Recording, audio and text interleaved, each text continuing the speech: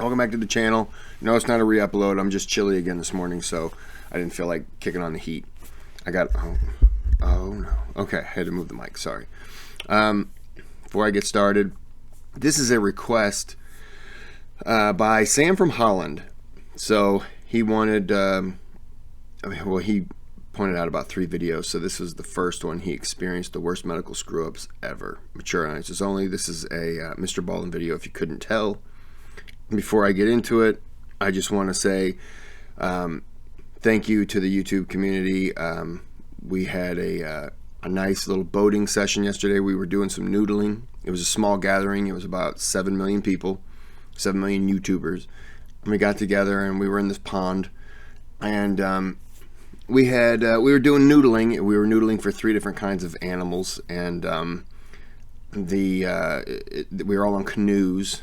And you were as a 2-team thing, and I was with a guy named Pete, and he went first and he noodled, and you had to catch all 3 before you were, then it moved on to me.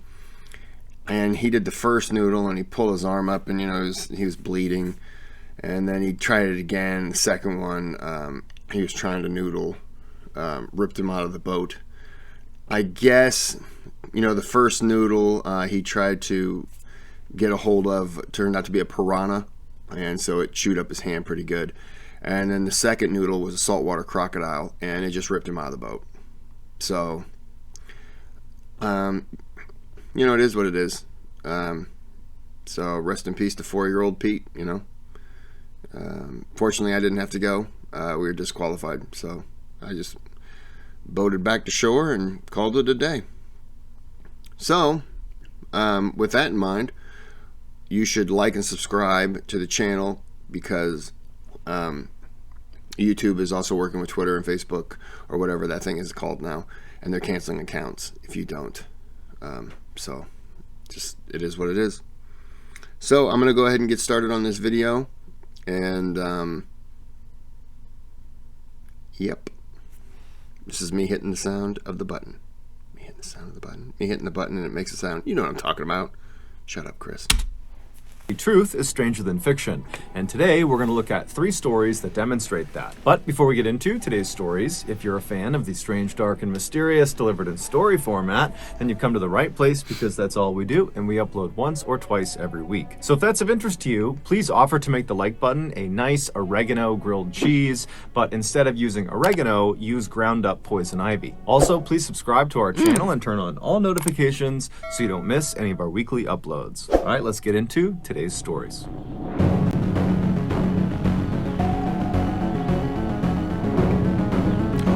If you wonder, sorry, when it kind of glitches a little bit, it's on my end. My internet connection is, I have fiber optics, so it takes a second for it to kind of, every now and then you'll see it just freeze and give that circle, and it kind of resets itself. I don't know why it does it, but it just does it from time to time. I'm sure it'll happen soon. In the late 1800s, a deadly phenomenon was occurring in America. Fire departments were beginning to use these large safety nets that resembled these huge circular stretches of canvas to try to save people that were stuck in burning buildings. During a multi-story fire, these firefighters would show up and they would get out this big net and they would all take up positions around it, holding on to the edges, and then they would move it directly underneath one of the windows of the burning building, and then they would call out to the people inside to jump out of the window onto the net. And then when they jumped, the firefighters would make sure to maneuver the net to try to catch the person right in the middle, breaking their fall and saving their lives. However, the deadly phenomenon was that these people who were stuck in these buildings were more afraid to make the jump onto the net than they were of the fire. And so despite the firefighters' constant urges to please just jump, they would stay put and they would die in the fire. And so fire departments all over America were desperately trying to find There it goes. find ways to educate the American public about the relative safety of these nets, that certainly making this jump is a better bet than staying in an actively burning building. But despite their efforts, Americans were... Could any of you make that jump? Like, Second story, probably. Third, I mean, I don't know. After that, it gets difficult. I would probably try to climb down. I don't know if I couldn't do it. Still staying put in these buildings and dying unnecessarily. In 1883, which was around the time of this deadly phenomenon, a diving instructor working out of Washington, D.C., named Robert Odlum, heard about this issue, and he thought to himself, if Americans just maybe saw someone make the jump successfully, they wouldn't be afraid anymore. And since Robert was a diving instructor and so was very comfortable jumping from heights, he thought, well, who better to make these demonstrations than me? And so, in collaboration with several Washington, D.C. fire departments, Robert began hosting these demonstrations where he would leap out of multi-story buildings onto the safety net. And very quickly, these demonstrations began attracting very big crowds, but not because they wanted the education of the event. They just wanted to see someone jump out of a building onto a net. It was like a circus act. And Robert, who was not expecting this to happen, found himself really enjoying the attention he was garnering. And so pretty quickly, he stopped doing demonstrations to show off fire net safety and instead began jumping off of huge bridges into bodies of water just because people thought it was awesome. He was becoming this celebrity in Washington, D.C. And soon, Robert began taking his show all over the country, basically touring to all these bridges all over America, and he would put out these flyers all over the city encouraging people to show up to the bridge on the day of his jump. And then when he would get to the bridge, there'd be hundreds and hundreds of people cheering him on. But Robert's very unlikely and rapid rise to fame and fortune quickly spawned copycats. And in 1885, so 2 years after Robert had begun this jumping venture, his popularity was beginning to wane because he was no longer as unique. Before, it was really just him doing these jumps, and now he was kind of a commodity. And so, feeling desperate to become relevant again, Robert thought to himself, I gotta do something that sets me apart from all the other bridge jumpers. I gotta do something that nobody else has done. That way I can once again become... I know what you should do. You should jump without pants. Put on bird wings and just flap, and then put a beak on your testicle. Testicles. There you go. Done. The bridge jumper. And it just so happened there was a bridge that had recently been constructed in New York called the Brooklyn Bridge that was massive. It spanned 1,600 feet from Brooklyn across the East River to New York City, and at its highest point, it was a whopping 130 feet off of the water. And so if Robert made that jump, he would actually set the record for the highest bridge jump ever. But by this point, bridge jumping had become popular enough that police had caught on to it and they had made it illegal, mostly to protect the bridge jumpers from themselves. And so anytime police saw advertisements for an upcoming bridge jump, they would show up to the location on the day of the jump in force and they would stop the jumper from jumping. And so Robert knew this, but he still needed to get the word out about this big Brooklyn Bridge jump. And so he created a very clever word-of-mouth campaign amongst people in New York, and he also began handing out these flyers that were fairly cryptic, but still told people where to go and at what time for this big spectacle they were going to see. And on May 19th of that year, the day of the jump, Robert's underground advertising campaign had worked beautifully. By early that morning, the Brooklyn Bridge was covered with hundreds and hundreds of people, also down on the banks as well. There's all these people who are all waiting to see Robert make this record-setting jump. Robert had become a bit of a showman since he began doing these bridge jumps, and he had developed a sort of trademark entrance. He would arrive in a black horse and carriage, and then once it stopped on the bridge, he would leap out and he'd be wearing this long coat and he would take it off, revealing his swimsuit, and the crowd would cheer, and then he would wave to the crowd, and then he would just run to the edge and leap off the bridge. And so on May 19th, all these people who are waiting for Robert, they're looking for this black horse and carriage, and around noontime, someone spotted it. It was coming onto the bridge from the Brooklyn side, and then once it stopped on the bridge, the door flung open, and Robert leapt out in his big coat. He ripped his coat off, revealing his swimsuit. The crowd was going wild. Everyone was so pumped about this. He's waving and getting ready, and he starts running to the railing to make this jump. And before he jumps, The police swarm him and arrest him. The police were not dumb. They had caught on to this underground advertising campaign, and so like everyone else, they were out in force on this bridge. There were all these officers everywhere, and so as soon as they saw this carriage, they immediately rushed over, intercepted it, and they stopped him. And so as they're arresting Robert, the crowd is starting to boo, and they're chanting, "Let him jump, let him jump!" And the police, who are all kind of gathered on the Brooklyn side of the bridge, they're telling people to start to disperse, and as they're doing this, something incredible happens. On the far other side of the bridge, on the New York side of the bridge, another black horse and carriage had just come to a stop on the bridge. The doors had flung open, and a man had jumped out wearing a long coat. He had ripped it off, revealing a swimsuit, and the crowd went wild. It was the real Robert Odlum. The man the police had arrested was actually an actor that Robert had paid to pretend to be him. Robert had told him to show up at a particular time and make the typical entrance that he would in order to suck all the police to that side of the bridge. And then while that was happening, Robert would show up and have enough time and space to make the jump. And his plan had worked perfectly. And so the police, who are on the Brooklyn side, they see this happening and they realize there's no way they can run all the way across the bridge and stop Robert before he makes the jump. And so, like everyone else, they just kind of walked to the railing and they watched. And so the real Robert, after revealing his swimsuit, he waved to the crowd, he's smiling, everyone's going crazy, and he runs over to the railing, and then he trips and falls, climbs onto the other side, and he's looking out over the water, and he gives one more wave to everyone down below in boats and on the banks and on the sides of the bridge, and everyone's going crazy, and then he jumps.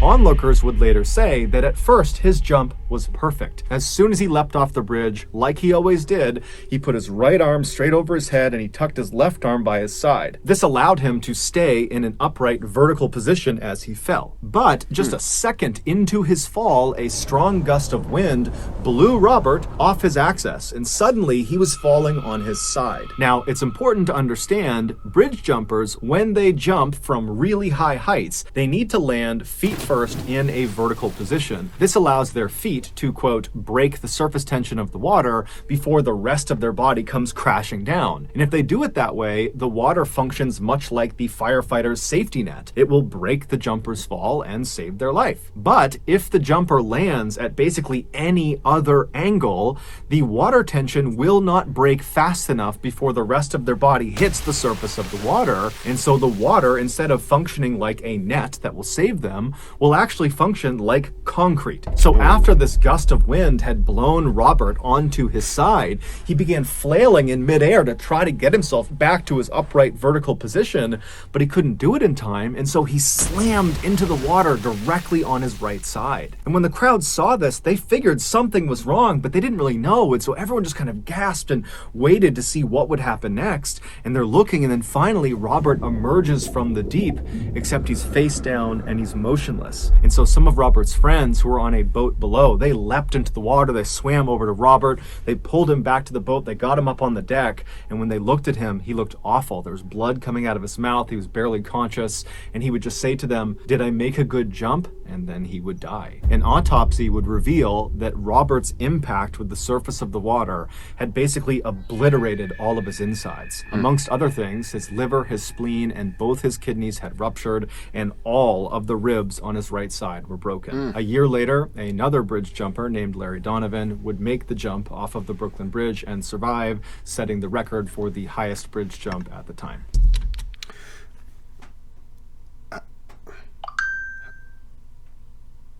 How strong of a gust of wind would it take to... Because I'm trying to think, if you get hit with a gust of wind, like, I would figure your whole body would go. It wouldn't just be like your legs. Well, I guess if it came from his side, but then it would have had to have been a stronger gust at the feet over the head, unless it just shook him just enough, and then he went into a panic and he took himself off. It doesn't matter. It had to have been unpleasant to hit the water. I mean, just think, you stand on the edge of the water and you just like do a belly flop. Just that, 4 feet? You just jump and then just belly flop. Just that 4 feet hurts. So That's gotta be uncomfortable. Breaking news. Oh, I'm a dope. In 1978, 49-year-old Georgy Markov, who was originally from Bulgaria, was living in London and working as a reporter for the British Broadcasting Company, or BBC for short. Georgy had moved to London 6 years earlier, and in the early days of him being in the UK, he would always take a cab or a bus to work. But over the last couple of years, he had taken to walking to work. Not only was it great exercise, but he also just loved the scenery. In particular, he liked on his commute to stop on the Waterloo Bridge, this very famous bridge in London, where from that position, he had a beautiful view of the Westminster Palace on one side, and he had the iconic London Eye on the other, which is a very famous Ferris wheel. So on the morning of September 7th of that year, Georgy got up and he left his flat, and he began his typical commute into work. However, by the time he reached the Waterloo Bridge and was getting ready to take in the sights, it had started to rain, and Georgy did not have an umbrella. And so instead of sightseeing, he just kept on walking as quickly as he could to try to get to his office before he got completely soaked. But by the time he was just on the other side of the Waterloo Bridge and still had quite a distance to cover to get to work, the skies had completely opened up. And so as much as Georgy wanted to walk, because this was something he really enjoyed, he decided it was not worth it. And so he began looking for a bus stop, and he found one pretty quickly, and he rushed over to it. There was an awning that the commuters could stand underneath, and so he ran underneath this awning, getting out from under the rain, and then he proceeded to wait for the next bus to take him the rest of the way. As he stood there waiting, he suddenly felt a shooting pain in the back of his right thigh, and instinctively, without even knowing what it was, he just reached down and grabbed his leg, but he couldn't feel anything, and then he tried to kind of look around and look down at his leg, but it was just too crowded around him, so he really couldn't do it. And so he's standing there puzzled, still grabbing at his leg, wondering what could have caused this pain, and the only things he could think of were, maybe someone near him had a pen or a pencil out and they accidentally poked him, or maybe it's some sort of bug that bit him, a spider or a bee or something. He didn't know, but there weren't that many scenarios that made sense to him. But before he could spend very much time dwelling on what had caused this, the bus arrived and Georgy turned around, he hopped on board, and by the time the bus pulled up in front of his office building and he had gone through the doors of the BBC, Georgy had effectively forgotten about this pain in his leg. But when he got up to his actual desk and sat down on his chair, when the underside of his thigh made contact with his chair, it sent that shooting pain into his leg, and immediately he noticed it. It was almost like he had a splinter stuck in the back of his thigh, and by pressing it down on the seat, it was driving that splinter deeper into his leg. And so Georgy stood up immediately, and he's grabbing at the back of his leg, and he's kind of craning his head to look down at the back of his leg, but he doesn't see anything there. And so he's standing there wondering what he should do. He's got a really busy day ahead of him, and he's thinking, should I maybe go to the bathroom and see what this is? But then he tells himself, you're overthinking it. This has got to be something minor. I need to get to work. And so he sat back down in his chair, being very careful with his right leg when he placed it down so as not to press too hard on the spot that hurt. And then he just got to work. And over the course of several hours, even though he knew there was kind of a dull, aching pain in the back of his leg, he mostly forgot about it. He was just doing his job. But by the second half of the day, in the early afternoon, the pain in his leg had become so excruciating that Georgy was literally gritting his teeth and sweating profusely in order to try to ignore the pain.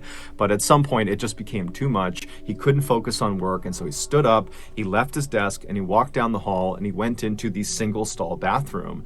And once he went inside and he shut the door behind him, he pulled his pants down and turned around and looked in the mirror to use the reflection to look at the back of his leg. And right away, there was a little bit of a relief there, because what he saw was a little bit of redness, a little bit of swelling, but nothing significant. It looked very much like someone must have hit him with a pencil by accident, or maybe it was a bee He get bit by a spider, some poisonous spider sting or a spider bite or something. But whatever it was definitely minor, at least in Georgy's mind. And so he pulls his pants back up, he tucks his shirt back in, he leaves the bathroom and goes back to his desk. And then he sits down, and despite this intense pain in his leg, he's convinced himself it's no big deal, and so he just kind of grits his way through the rest of his workday. When he finally got home again and walked through the door, Georgy's wife looked at him and was like, "What's wrong with you?" He was so pale, he was sweating profusely, he looked awful. truthful. And so he told her about what had happened with his leg, and he was still trying to kind of write it off. But she told him, Georgie, you are sick. There's something wrong. We have to go to the hospital right now. And so at this point, Georgie was miserable, and so he agreed to go. And so the pair, they made their way over to the emergency room at the hospital. They go inside, and a doctor pulled Georgie into an exam room and said, okay, tell me what's going on. Why are you here? And Georgie would explain how in his morning commute, he had stopped at this bus stop and then felt this shooting pain. And then he told the doctor, I'm pretty convinced this is someone who might have accidentally jabbed me with a pen or a pencil, or it's a bug bite, a spider bite. I don't know what it is, but I'm convinced it's something minor. And so the doctor, he hears this, and he asks Georgie to stand up, pull his pants down so the doctor can get a look at the site. And so Georgie does. He gets up, he drops his pants, and then as the doctor bends down and begins looking at the back of his thigh, Georgie kind of turns around and looks down, and he's shocked at what he sees. Even though he does not have a full view of the back of his leg, it's obvious that the swelling and redness on the back of his leg has grown exponentially. It looks totally horrible. And so after a couple of minutes of the doctor looking at the back of his leg, the doctor stands up and looks puzzled and tells Georgie, hold on a minute, I need somebody else to get a look at this. And so the doctor goes out into the main hall. He comes back with another doctor, and that doctor comes over, he bends down, and he looks at the back of Georgie's leg as well. And after the two of them kind of talk to each other and they're looking at the back of his leg, they stand up and they walk around and they're facing Georgie now, and they say, okay, this is going to sound totally weird, but when you were at the bus stop, before you felt the pain in your leg, was anyone around you holding a snake or a reptile? I know that sounds crazy, but the mark on the back of your leg looks exactly like a venomous... I didn't think about a snake. Stop. My phone. I didn't think about a snake. Bite. So Georgie's like, no, I didn't see anyone with snakes or reptiles. There was nothing out of the ordinary about what was happening around me when I felt this pain in my leg. I wonder if someone had a little baby kimono dragon that they kept in their purse. We were all just standing there, and then I felt it in my leg. That was it. And so the doctors would tell Georgie that, they didn't really know what was going on with his leg. And so the best thing to do here is just to admit him to the hospital and monitor him and, try to run some tests on him and try to make him comfortable. And so that night, Georgie was admitted to the hospital. He was set up in his own hospital room. And right away, the nurses and doctors began administering different combinations of medicines and treatments to try to lower the swelling and the pain in his leg. But it just seemed like nothing was working. And so all night, his condition seemed to get worse, not better. And then the next day, when he woke up, his leg was much, much worse. It was extremely swollen. It almost looked like a balloon that had been completely filled. It was very red. And Georgie himself was also beginning to lose touch with reality. He had become convinced that someone had tried to kill him, and that was why he was so sick. And this delusion of his got so extreme that he was afraid of his doctors and nurses. And so it became a big challenge trying to help him because he was effectively fighting them off. He get some kind of blood poisoning? I don't know if that does anything. The next day, Georgie's condition overall had become critical. He was very clearly on the brink of death, and his mind was effectively gone. But the doctors and the nurses really had no idea what was going on with him, and so there was nothing they could do to help him. And then on the last day he was in the hospital, the third day, Georgie would die. His body just shut down. Given the strangeness of Georgie's death, his body was sent for an autopsy to try to figure out what had caused that leg pain, because that seemed to be the trigger that ultimately killed him. And sure enough, during the autopsy, the coroner made a surprising discovery. Buried in the back of his right leg, right underneath the site that was where he felt the pain, was this little piece of metal. It was so small, the coroner actually almost didn't see it. But when he did see it, he put it under the microscope, and what he saw was this obviously man-made metallic disc that had these two small reservoirs drilled into it. And so they sent this disc off for further testing, and what they discovered was there was ricin residue inside of those two reservoirs. Ricin is an extremely powerful poison. It is more lethal than cyanide, and it has no antidote. And the symptoms of ricin poisoning often look like the symptoms of other diseases or illnesses, and so it's very difficult to diagnose. And so as a result of these factors, ricin is a very popular poison for assassinations. And the belief is that that is exactly what happened to Georgie. He was assassinated. But to this day, we don't actually know who assassinated him. However, the running theory is that Georgie, who was a reporter for the BBC, he covered politics, and he often spoke very critically about the Soviet Union. And so this theory goes that the Soviet Union's intelligence agency, known as the KGB, they assassinated Georgie for what he was writing about. Adding credence to this theory, a former KGB officer named Oleg Kaligan, who was exiled to the United States in 1991, he claimed that he oversaw the assassination program that targeted Georgy Markov. He said what they did is they put this little tiny disc, that metal disc with the ricin inside of it, they put that at the tip of an umbrella, and they made sure the disc itself was fairly sharp. And then the KGB assassin with this umbrella simply followed Georgie on his typical morning commute, and then when he stopped at that bus stop, the assassin jabbed him in the back of the leg and then faded into the crowd. According to Oleg, those little metallic discs that had the ricin inside of them, they were actually covered with a thin layer of wax, and only when this disc had been placed inside of the target's body would their body heat melt that wax layer off, exposing the poison,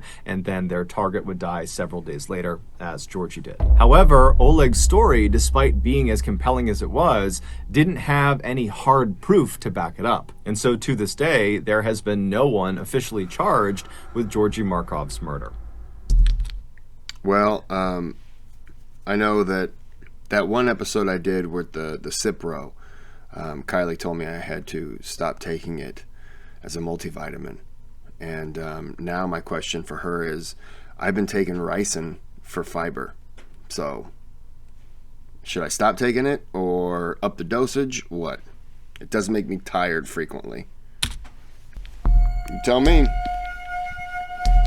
In 2006, 73-year-old Sherman Sizemore was the definition of a man's man. He had spent the bulk of his adult life doing one of the most dangerous jobs in the world, mining for coal in West Virginia. And while he was a coal miner, he apparently had lost track of the amount of times he had nearly been killed from mine shaft collapse and gas leaks. Later on in life, after his kids had all grown up, he had retired from coal mining and become an ordained Baptist minister, and despite his harrowing backstory and burly, intimidating appearance, he was known to be incredibly gentle and very calming to his parishioners. He was also known to be an incredibly devoted grandfather, to the point where if there was a chance to spend time with his grandkids, he would basically throw all of his responsibilities out the window to do that. But in January of that year, something changed in Sherman. He went from being this pillar in the community to being a deranged, paranoid lunatic. It all started on the afternoon of January 19th. Sherman and his wife Ruby were sitting. Did somebody dose him with ricin as well? Or make him get a snake bite? What's happening in this video? In their home alone on the couch, just kind of doing their own things, when suddenly, out of the blue, Sherman just starts screaming as if he sees something in front of him that's terrifying him, and his scream startled Ruby so that she started screaming, and so she looks at her husband, and he's still just looking straight out ahead. He's terrified of something in front of him, and so Ruby looks from him to where he's looking, and there's nothing there. And so she turns back to her husband and she's like, "What's going on? What are you screaming for? What are you so scared of?" But Sherman wasn't able to speak. After he stopped screaming, he just continued to look straight out as if whatever had terrified him had him in this trance where he couldn't look away. And so his eyes are wide, his mouth is open, his face is going white, he's starting to sweat, and Ruby's starting to panic. She has no idea what's happening with him. And so eventually she just holds on to him and says, "Come back to me, come back to me." And Sherman at some point he kind of broke out of his trance. And he looked at his wife and he just says, "You can't leave me or they'll kill me." Ruby has never seen behavior like this in her husband ever. This is a completely different person she's interacting with, and so she has no idea. What the hell kind of flashback is he having? Was he attacked by like creatures in a mine? What's going on with this man? And so instead, she just kind of holds on to Sherman and prays that he doesn't start acting like that again. But that didn't happen. all day long, periodically, he would just start screaming about something that Ruby couldn't see. Now, Ruby did consider calling 911 and getting medics out there, but his behavior was so unusual, and he was normally such a rock who was so competent, who was so healthy, that she didn't want to. She felt like he would just kind of get through this, that if they can just get through today and get into tomorrow, that he would be better. And so she just all day was comforting him and just dealing with these episodes. And then finally they got into bed that night, and Ruby's thinking, thank goodness, we're going to wake up tomorrow and things will be better. But when she woke up the next morning, it was very obvious Sherman had not slept at all. He was looking straight up at the ceiling. He looked worse than the day before. It was obvious that he was not back to normal. And so Ruby called the rest of the family and had them come over to figure out what they were going to do. But when Sherman found out his family was coming to his house, he told Ruby they can't come inside. He was afraid they and others were conspiring to bury him alive. The only person he could be around was Ruby, and his whole family had no idea what to do. Little did they know there was actually a very specific reason he was acting the way he was. A few months before January 19th, which was the day Sherman turned into this different person, a few months earlier, he began complaining of severe abdominal pains. And so he and his wife Ruby and his daughter, they went to the hospital, and the doctor, after examining him and running some tests, determined that most likely his pain was coming from his gallbladder. But the only way to be sure would be to do some exploratory surgery and literally look inside of Sherman's gut and look at his gallbladder and see if that was the problem. And so the doctor asked Sherman, are you prepared to do an exploratory surgery, or would you like to just kind of wait it out and see what happens with this pain? And so Sherman talked it over with his wife and his family, and they made the decision that the pain was just too much, and so they would go forward with the surgery. And so on the morning of January 19th, so again, this is the day that Sherman basically loses his mind, he goes into the hospital completely normal. He goes in with his wife, he goes in with his daughter, and he makes his way over to the surgery wing of the hospital. He says bye to his family, and he's put on a stretcher bed, and he's wheeled in and prepped for surgery, and then brought into the operating room. And while he was in the operating room, laying on his stretcher bed, flat on his back, looking straight up at all these bright lights above him, he just struck up some chit-chat with the nurses and doctors who were in the room prepping the room for surgery, and they were also putting the IV into his arm. Then at some point, one of the nurses lowered the oxygen mask onto Sherman's face so the anesthesiologist could administer the 2-drug cocktail that would knock him out for the surgery. Sherman was scheduled to get something known as general anesthesia for this operation, where basically he would be completely out, he wouldn't feel anything, they'd do the surgery, and then he would wake up in recovery. And so once this mask was on Sherman's face, the anesthesiologist began pumping him full of the drugs that would make him be knocked out for the surgery. However, the anesthesiologist only administered one of the 2 drugs necessary for general anesthesia. He administered the paralyzing drug, but he did not administer the actual anesthetic that would knock him out, and most importantly, would get rid of all of his pain. And so as this mask is on his face and Sherman believes he's being given the proper dosage of drugs, the nurse who was nearby told Sherman to go ahead and start counting backwards in his head from 10, knowing full well that Sherman would pass out before he reached 0. And Sherman knew this too. He had been in surgery before, and so he happily began counting in his head. 10, 9, 8, he started to feel something. 7, 6, 5, 4, 3, 2, 1. Boom, he was out. Except he wasn't. When he reached 0 in his head, counting down, he realized he had not passed out. He began taking mental stock of what was going on, and he realized he could completely feel his body. But when he tried to move his body, he couldn't. He was completely paralyzed. When he tried to make a sound, he couldn't, because his vocal cords were also paralyzed. The only thing he could move were his eyes. He could move them left and right. However, they had taped his eyes shut, so he can't see anything. And so Sherman is thinking to himself, okay, I don't want to listen to the rest of this. This is getting very uncomfortable. I'm already feeling pain. Can we just call the video here? Just pretend that I watched the last 8 minutes?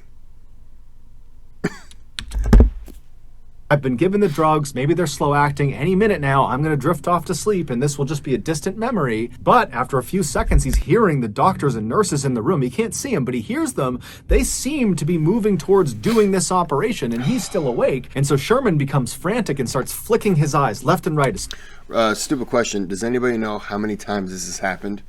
Or should I have not asked the question and just waited for this video? because fast as he possibly can, and the rapid eye movement actually loosened the tape on both of his eyelids, and it created a tiny slit that he could actually look through. And what he saw terrified him. The surgeon was walking over next to him. He was getting his gloves on, and then the surgeon says, "Scalpel." And the nurse hands him this chrome metallic blade, and the surgeon takes the blade and begins cutting into Sherman's midsection. Sherman felt everything, but Sherman couldn't do anything about it. All he could do was rapidly flick his eyes left and right in hopes one of them would see that he was awake, that he was feeling this. But no one was paying attention to his face, so they didn't see his anybody else's toes just get tingly. eyes moving around. And so the surgeon continued to cut into his midsection until he had cut out a fairly significantly sized hole, at which point the surgeon hands the scalpel to the nurse and says, "Clamps," at which point the nurse hands him what looks like a torture device, and the surgeon proceeds to use these clamps to pin segments of Sherman's skin that has just been cut open to his body to basically keep the hole open. And then the surgeon began tugging on the outsides of this hole in Sherman's midsection, making sure it was big enough that he could actually get a good look into his body. And every little tug is sending lightning bolts of pain into Sherman's body, but again, all he can do is flick his eyes left and right, and no one's paying attention. "Scope," the surgeon called out for, and the nurse handed him a camera that he jammed into Sherman's gut. And then the surgeon said, "Suction," and the nurse got what looked like a vacuum and pressed it inside of this open wound and began sucking out fluids from his body. The pain Sherman was experiencing is unimaginable. Every second felt like an eternity. "Forceps," the surgeon called, and the nurse handed him these metal prongs that he put inside of this hole in Sherman's body, and he used them to dislodge his gallbladder so he could get a better look at it. By this point, Sherman wanted to die. He was no longer flicking his eyes left and right. He was just looking straight out, hoping someone would finally see him.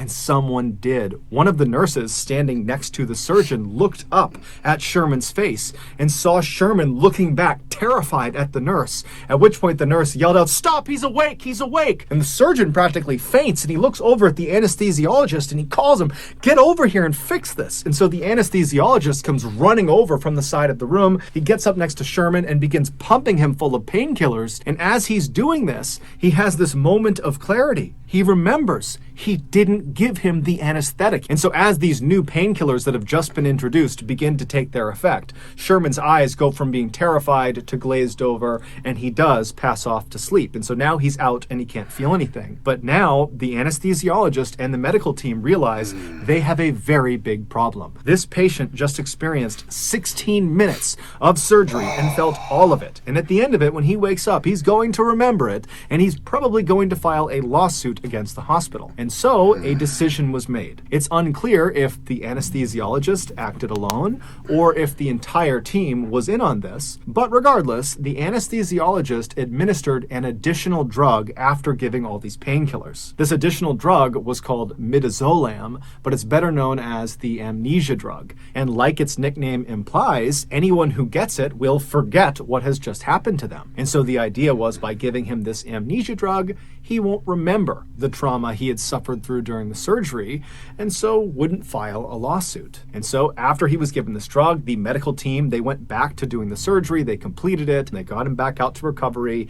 And then when Sherman woke up in recovery, he did not remember what had happened to him inside of the operating room, at least not consciously. Those horrible 16 minutes had been implanted on Sherman's subconscious. Basically, his body recognized that he had experienced extreme trauma. However, the amnesia drug wiped away the memory of how he received that trauma. So there's this big disconnect in his memory. And so when Sherman came to in the recovery room, he immediately sensed something was horribly, horribly wrong. He was scared, he was anxious, he had this incredible sense of dread, but he had no memory to tie these feelings to. And so as Sherman is sitting in recovery, he must have tried to kind of hide the way he was feeling because he didn't even remotely understand it. He had been completely happy happy and normal going into the surgery, and now a couple of hours later, he's a complete mess. And so he leaves the hospital that day on January 19th.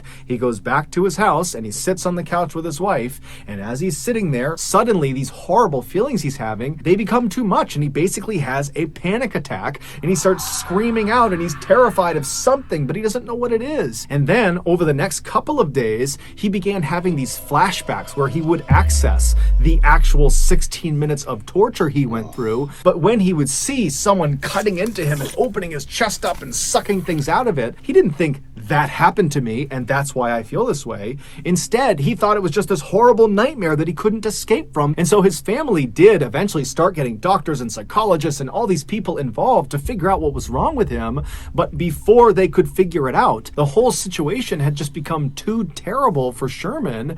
And so on February 2nd, just 2 weeks after he came out of that surgery, he would take his own life. His family was unbelievably heartbroken. It didn't seem real that this had happened. And so they would continue to dig and figure out what went wrong.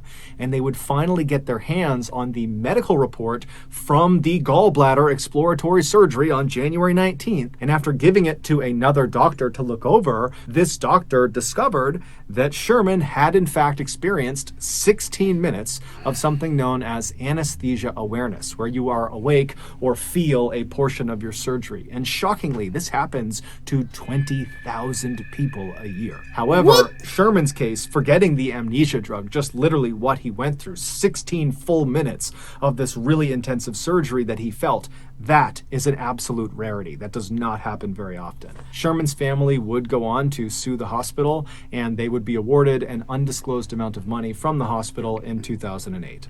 So that's going to do it, guys. If you got something out of today, 20,000 people a year? Oh. I would have thought, 20,000 people in the history of surgery. 20,000. I wonder how many people get surgery. Like, what would the percentage be? If that was,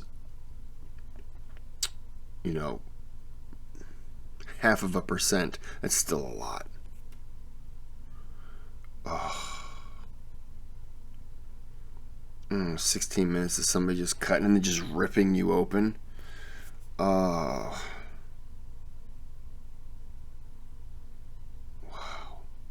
And then killing yourself after that. Man. There's really nothing you can do. Hypnosis or anything like that.